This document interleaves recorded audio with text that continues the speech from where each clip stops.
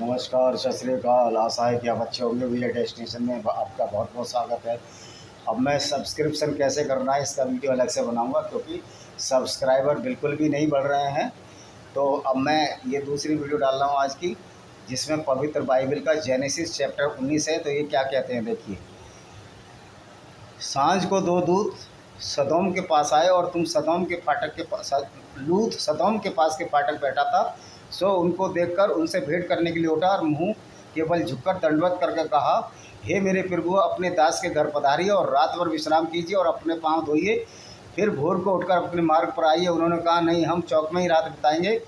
और उसने उनसे बहुत विनती करके लूत ने उन्हें बनाया, उनके साथ घर में आया और उनके लिए जेवनार मतलब तैयार की, और बिना खमीर की रोटी बनाकर उनको खिलाई।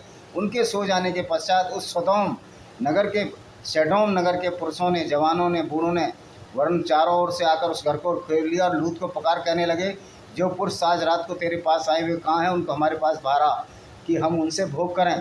तब लूत उनके द्वार के पास गया और किवाड़ को पीछे से बंद करके कहा, सुनो, मेरी दो बेटियां हैं जिन्होंने अभी तक पुरुष का मुंह नहीं देखा है, तो मैं उन्हें तुम्हारे पास बाहर ले आऊँ, और तुमको जैसा अच्छा लगे उनका व्यवहार करो, पर इन पुरुषों से कुछ ना कहो, क्योंकि मेरी छत के नीचे आए या मेरे मेहमान हैं।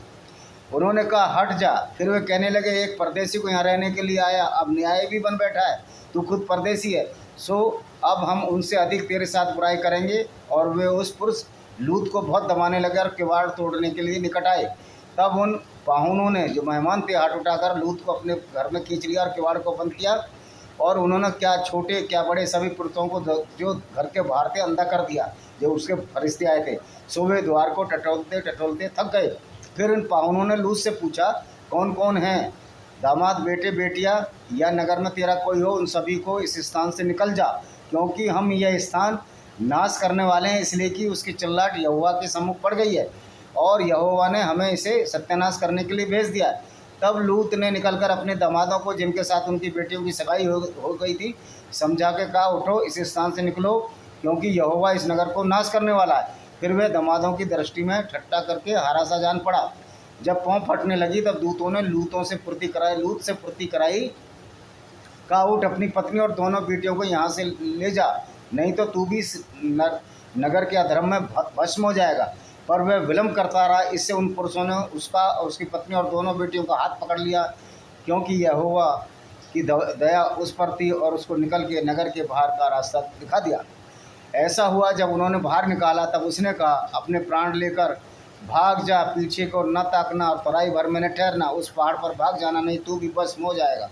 लूत ने उनसे कहा, प्रभु, ऐसा न कर, देख, तेरे दास तेरी अनुग्रह की दृष्टि हुई है, तूने इसमें बड़ी कृपा दिखाई कि मेरे प्राण को बचाया है, पर मैं पहाड़ी पर भाग नहीं सकता, कहीं ऐसा ना हो कोई विपत्ति मुझ पर आ जाए, मैं मर जाऊं।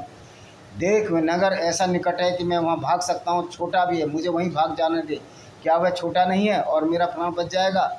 उसने कहा, मैंने इस विषय में तेरी विनती अंगीकार की है कि जिस नगर की चर्चा तूने की है उसका मैं नाश करूँगा। फुर्ती से वहाँ से भाग जा, क्योंकि जब तक तू वहाँ से नहीं भागेगा तब तक मैं कुछ नहीं कर पाऊँगा। इस कारण उस नगर का नाम सोअर पड़ा। लूत के सोअर के निकट पहुँचते ही पृथ्वी पर सूर्य उदय हुआ। तब यहोवा ने अपनी ओर से सदोम और अमोरा पर आकाश से गंधक और आग बरसाई।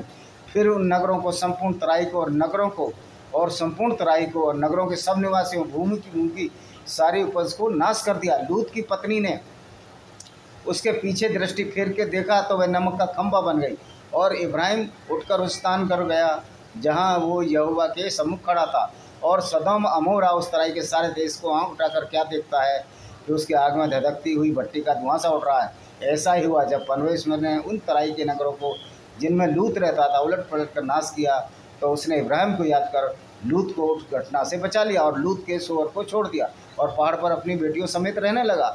तभी बड़ी बेटी ने छोटी से कहा, हमारा पिता बूढ़ा है, और पृथ्वी पर ऐसा कोई पुरुष नहीं है जो संसार की रीति के अनुसार हमारे पास आए। सो आ, हम अपने पिता को दाग मधु पिलाकर उसके साथ सोएं, जिससे कि हम अपने वंश को बचाए रखें पिता को। सो उन्होंने इसी रात अपने पिता को दाग मधु पिलाया, और तब बड़ी बेटी जाकर अपने पिता के पास लेट गई, पर उसने न जाना कि कब लेटी और कब उठ गई। और ऐसा ही दूसरे दिन जब छोटी बेटी ने कहा, देख, कल रात में अपने पिता की सोई, तो आज हम उसको दाग मखो बुलाया, और तू जा उसके साथ सोना, जैसे कि हम पिता के द्वारा अपनी संतान उत्पन्न करें। सो उस दिन भी रात के समय पिता को दाग मधु पिलाया और बेटी जाकर उसके पास लेट गई, पर उसको भी सोने उठने के लिए समय का ज्ञान नहीं था। इस प्रकार दोनों बेटियां अपने पिता से गर्भवती हुई और एक बड़ा पुत्र उसका नाम मोयाब रखा, वो मोयाब नाम जाति का हुआ, और छोटी पुत्री से उसका नाम बेनम्मी रखा, वो अम्मोन वंशियों का हुआ।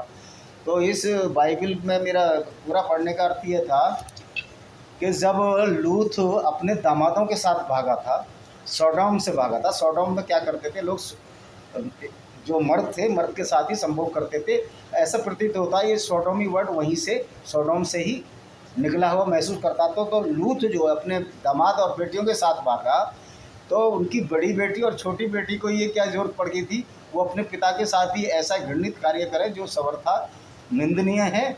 और वैसे तो इस बाइबल कहती है कि एक पत्नी के रहते दूसरी स्त्री नहीं कर सकते, लेकिन अपनी ही पुत्रियों से लूत ने जो संभोग किया, शराब पी के संभोग किया, तो क्या ये अच्छी बात है? ये घृणित कार्य नहीं है?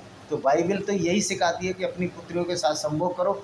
और दूसरी बात ये है, जब ईश्वर में इतना ज्ञान था कि मरियम को बिना किसी मर्द से संसर्ग किए बिना जीसस को पैदा कर सकता था, क्या इसमें बाइबलिक गॉड में या यहोवा में जब इतनी ताकत नहीं रह गई थी कि वो संतान दे सके?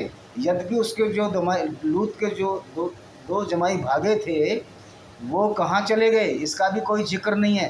तो बाइबल में ऐसी ऐसी विरोधाभासी और ऐसी ऐसी घृणित बातें हैं, हास्यास्पद बातें हैं, समाज के विरुद्ध बातें हैं, और इसी को ये बोलते हैं कि ये बाइबल यहोवा का ज्ञान है। क्या यहोवा का यही ज्ञान है कि उसने उसकी बेटियों को उसके साथ संसर्ग करा के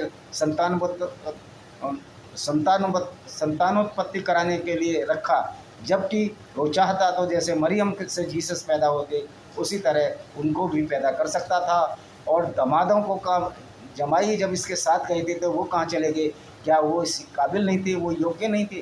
क्योंकि जमाइयों का जिक्र इनकी बेटियों ने क्यों नहीं किया कि हमारे पति जवान हैं, अब हम इनसे ही शादी कर लेते हैं, पिता बूढ़े हैं, पिता से मतलब क्या था? तो ये इस तरह की घृणित और समाज विरुद्ध बातें इस बाइबल में लिखी हैं। आगे नए चैप्टर में आपको इस तरह की और बातें बताते रहेंगे। इस वीडियो को यहीं ख़त्म करता हूँ। वंदे मातरम।